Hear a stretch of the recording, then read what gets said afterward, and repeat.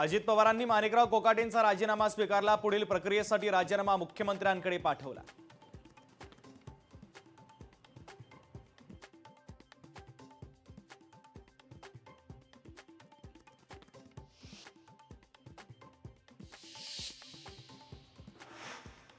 Manikrao कोकाटेंच्या अटकेसाठी Nashik police पथक मुंबईच्या दिशेने रवाना। कोकाटेंचं अटक वॉरंट घेऊन पोलीस मुंबईकडे रवाना।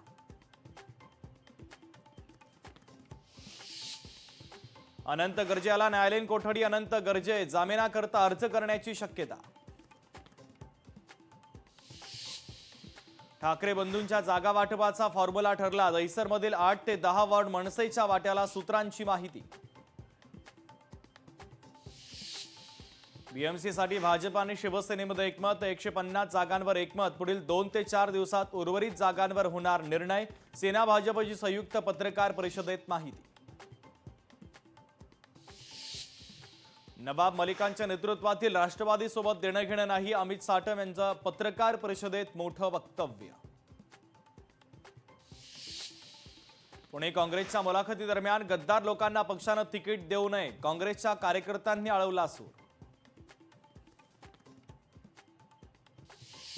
चांदीच्या दरात पुन्हा मोठा उच्चांक। चांदीच्या दरात 2 दिवसात 10,000 रुपयांची वाढ। विधान परिषदेतही काँग्रेसचं विरोधी पक्षनेते पद धोक्यात। विरोधी पक्षनेते पदासाठी एका पक्षाकडे किमान 8 आमदार आवश्यक। प्रज्ञा सातव यांच्या राजीनाम्यामुळे काँग्रेस अडचणीत।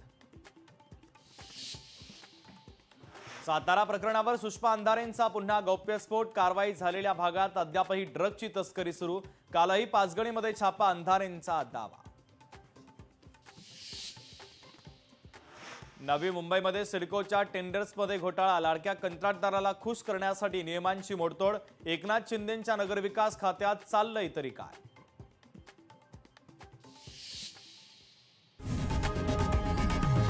लोकशाही मराठी ऐका, पहा, जागरूक रहा।